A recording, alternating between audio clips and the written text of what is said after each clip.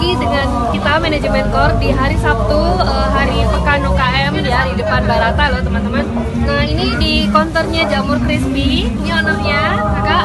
Hari ini bawa barang apa aja? Kita ada kentang goreng crispy, menu barunya sate jamur. Ini menu baru ya? Iya, ini best seller. Oh best seller. Pesanan ini kita cepat habis.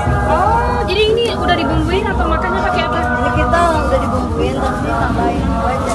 Oh ini ada bumbunya kacang. Ya. Wah seru kali ya ini Jamur ya, crispy-nya udah digoreng. Wah ini jamur pakai jamur juga. Bukan itu yang biasa jadi soalnya, tapi ukuran besar. Kalau di biasa ada sate nggak kalau di ini? Boleh enggak? Karena kita benar-benar Jakarta buat bisa dibantu Berarti ini khusus info di Belajar di Bazar Nanggar gitu ya. Bazar Pasar Tani. Ini baunya seru kali loh teman-teman, enak. Ya teman-teman silakan datang di Pekan UKM setiap hari Sabtu di bulan April depan Barata ya, Banda Aceh.